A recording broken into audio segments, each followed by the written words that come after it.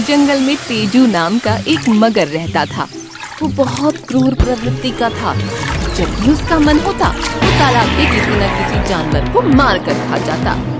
उसकी इस क्रूरता के कारण धीरे धीरे सभी पानी के जीव तालाब छोड़कर जाने लगे थे और धीरे धीरे तेजू मगर तालाब में अकेला ही रह गया था।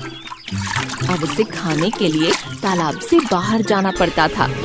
उसे इतनी मेहनत करना बिल्कुल पसंद नहीं था।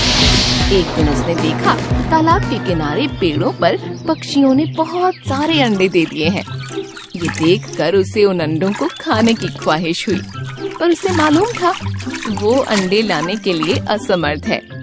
तभी उसने पास ही में हाथी को पत्तियां खाते हुए देखा और उसने हाथी को आवाज लगाते हुए कहा, हाथी भाई, जल्दी इस तरफ आइए, आपसे कुछ जरूरी बात करनी है। हाथी मगर की आवाज सुनते हुए उसके पास पहुंचा। क्या बात है मगर भाई, क्या तुम्हें मेरी किसी मदद की जरूरत है?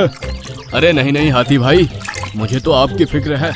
कल मैं देख रहा था कि आपको अपना शरीर खुजाने में बहुत समस्या हो रही थी। उसके बाद मैंने आपकी इस समस्या पर विचार करना शुरू किया और कुछ ही देर में मुझे ये मजबूत सा पेड़ दिख गया। आप अपने शरीर को इस पेड़ से आसानी से खुजला सकते हैं। मगर भाई, तुम बिल्कुल ठीक कह रहे हो। तुम कितने अच्छे हो जो मेरे लिए इतना सोचते हो, वरना जंगल के सभी जानवर तो मुझे खुजली से तड़पता हुआ देख मेरा मजाक उड़ाते हैं। मैं अभी जाकर इस मजबूत पेड़ से अपने शरीर को खुजलाता हूँ। हाथी बड़ा उत्साहित होकर अपने शरीर को पेड़ पर से खुजलाने लगा, जिसकी वजह से पूरा पेड़ हिलने लगा और पेड़ पर रखे सारे अंडे पानी में गिर गए। मगर तैरता हुआ अंडों के पास पहुंचा और उन्हें झपट कर खा लिया। अपनी चतुराई से उसने हाथी को मूर्ख बनाया था, पर हाथी इतना मूर्ख था कि उसे तेजू मगर की चालाकी का तनिक भी पता नहीं चला। सारे अंडे खाकर तेजू मगर वहाँ से निकल गया और हाथी भी अपना शरीर खुजलाकर अपने घर की ओर चल दिया। कुछ ही देर में जब वहाँ कोयल पहुँची तो उसने अपना घोंसला खाली पाया, जिसे देखकर वो बहुत घबरा गई। वो आसपास अपने अंडों को ढूंढने लगी और तभी पास ही के पक्षियों ने उसे तेजू मगर की हरकत के बारे में बताया। वो बहुत दुखी हो गई। ये तेजू मगर तो पहले से ही धूर्त और चालाक था, पर हाथी भैया ने उसकी मदद करके अच्छा नहीं किया। मुझे उनसे ऐसी उम्मीद नहीं थी। तभी दूसरे पक्षी ने कोयल को समझाते हुए कहा, बहन, तुम्हें तो पता है ना हाथी भैया कितने भोले हैं। उन्होंने जो कुछ भी किया है वो तेजू मगर की बातों में आकर किया। उसने अपने स्वार्थ के लिए भोले हाथी भैया का फायदा उठाया है। हमें उससे बदला लेना चाहिए। दूसरे दिन हाथी अपने शरीर को खुजलाने के लिए फिर उसी पेड़ की तरफ पहुंचा, पर वो खुजलाता उससे पहले कोयल ने उसे रोक दिया। हाथी भैया, मैंने आपको कल इस पेड़ से खुजलाते हुए देखा था, जिसके बाद इस पेड़ की शाखाओं के कारण आपके शरीर पर बहुत सारे घाव हो गए थे। मुझे ये देखकर बहुत दुख हुआ, पर मेरे पास आपके लिए एक अच्छा उपाय है। क्यों ना पहाड़ की चट्टानों पर उग रही झाड़ियों से खुजलाएं? वो आपके शरीर के लिए बिल्कुल ठीक रहेगा। वाह कोयल बहन, ये तुमने मुझे बहुत अच्छा सुझाव दिया है। मैं अभी जाकर अपनी खुजली उन झाड़ियों से मिटाता हूँ। और हाथी चट्टानों के पास जाकर अपना शरीर खुजलाने लगा। हाथी के बल के कारण सारी चट्टानें हिलने लगी। कुछ ही देर में पहाड़ों से बड़े बड़े पत्थर फिसलते हुए नीचे आने लगे। ये देखकर हाथी वहाँ से दौड़ता हुआ जंगल की तरफ निकल गया और बड़ी बड़ी चट्टानें आकर तालाब में गिरने लगी, जिससे तेजू मगर भयभीत होने लगा। तेजू मगर वहाँ से तैरता हुआ जा ही रहा था कि एक बड़ी सी चट्टान उस पर आकर गिर गई, जिसकी वजह से उसकी मौत हो गई। अब कोयल का बदला पूरा हो चुका था। जिस चालाकी से मगर ने कोयल के अंडों को उससे छीना था, उसी चतुराई से कोयल ने मगर के प्राण उससे छीन लिए थे। बहुत दिनों पुरानी बात है। एक जंगल में एक लोमड़ी रहती थी। वो इतनी चालाक थी कि अपने शिकार और भोजन के लिए पहले तो वो जानवरों से दोस्ती करती और फिर मौका पाते ही उन्हें मारकर दावत उड़ाती। उस लोमड़ी की इसी आदत की वजह से उससे सभी दूर रहते थे। एक दिन उसे कहीं भोजन नहीं मिला तो वो दूर तक शिकार की तलाश में निकल पड़ी। उसकी नजर एक तंदुरुस्त मुर्गे पर पड़ी। वह मुर्गा पेड़ पर चढ़ा हुआ था। वह लोमड़ी मुर्गे को देखकर सोचने लगी, कितना बड़ा और तंदुरुस्त मुर्गा है। हाय, ये मेरे हाथ लग जाए तो कितना स्वादिष्ट भोजन मिलेगा मुझे। अब लोमड़ी का लालच बढ़ चुका था। वो रोज उस मुर्गे को देखती और मौके का इंतजार करती, लेकिन वो मुर्गा पेड़ पर ही चढ़ा रहता और लोमड़ी के हाथ नहीं आता।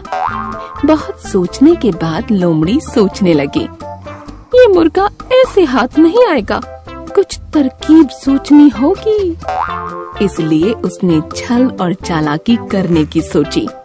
वो मुर्गे के पास गई और कहने लगी, प्यारे मुर्गे भाई, क्या तुम्हें ये बात पता चली कि एक खुशखबरी मिली है सबको जंगल में? मुर्गे ने पूछा। खुशखबरी? कैसी खुशखबरी? लोमड़ी बोली, आकाशवाणी हुई है और खुद भगवान ने कहा है, अब से इस जंगल के सारे लड़ाई झगड़े खत्म होंगे। अब से कोई जानवर किसी दूसरे जानवर को नुकसान नहीं पहुंचाएगा और ना ही मार कर खाएगा। सब मिलजुल कर हंसी खुशी रहेंगे, एक दूसरे की सहायता करेंगे, कोई किसी पर हमला नहीं करेगा। मुर्गा होशियार था।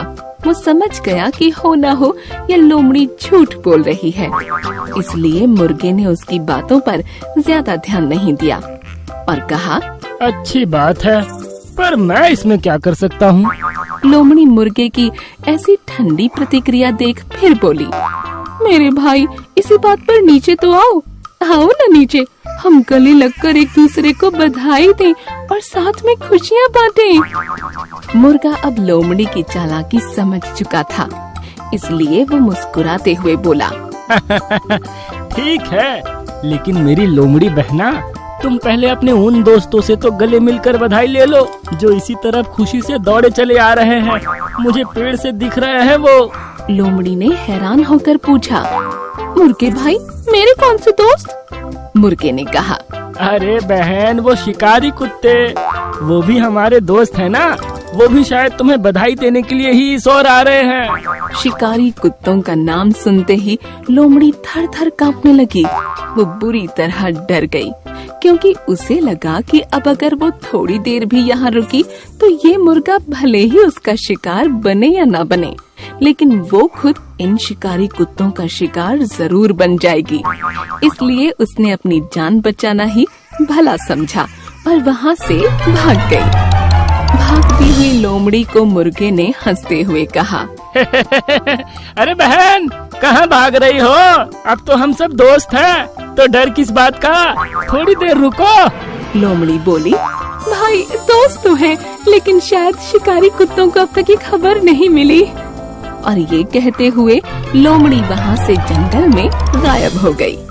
इस कहानी से हमें यह समझ आता है कि धूर्त और चालाक लोगों से हमेशा सतर्क व सावधान रहना चाहिए और चतुराई से काम लेना चाहिए। बहुत दिनों पुरानी बात है, एक जंगल में एक भालू रहता था। वो बड़ा दयालु था। मुसीबत के समय वह सदा सबकी मदद किया करता था। उसके इस स्वभाव के कारण जंगल के सभी जानवर उससे बहुत प्यार करते थे। एक दिन भालू को प्यास लगी और वो पानी पीने नदी पर गया। वहाँ उसने देखा कि नदी के किनारे एक बड़े से पत्थर के नीचे एक मगरमच्छ दबा हुआ है और दर्द से चिल्ला रहा है। भालू ने उससे पूछा, मगरमच्छ भैया, ये क्या हो गया? तुम इस पत्थर के नीचे कैसे दब गए? मगरमच्छ ने उत्तर दिया, क्या बताऊं भालू भैया, मैं मछलियाँ खाकर नदी के किनारे आराम कर रहा था। ना जाने कैसे उस बड़ी चट्टान का ये टुकड़ा टूटकर मुझ पर आ गिरा। बहुत दर्द हो रहा है, मेरी मदद करो, इस पत्थर को हटा दो, जिंदगी भर तुम्हारा एहसानमंद रहूंगा।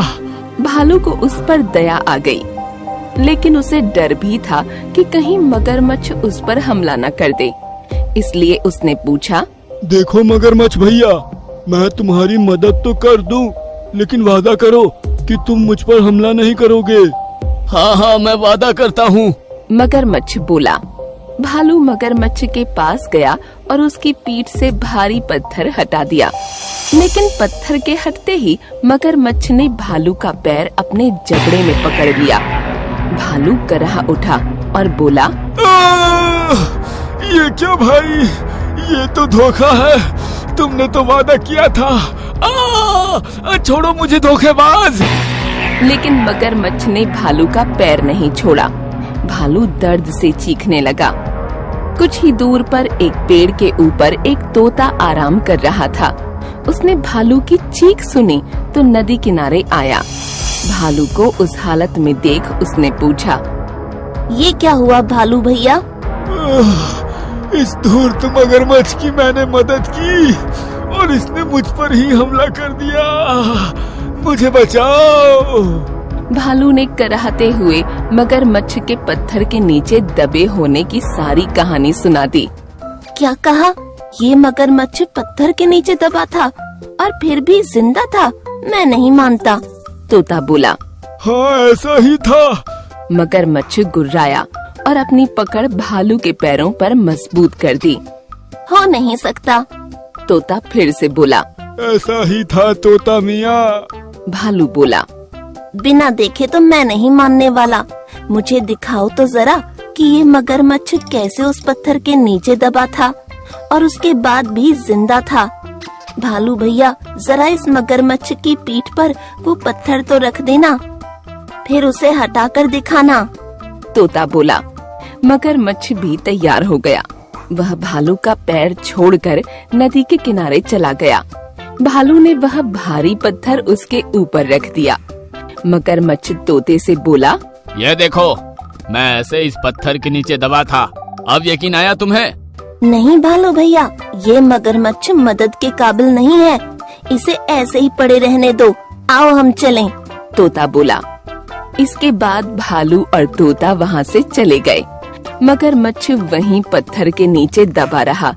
उसकी धूर्तता का फल उसे मिल चुका था। इस कहानी से हमें यह समझ आता है कि हमें हमेशा मदद करने वाले के प्रति कृतज्ञ रहना चाहिए।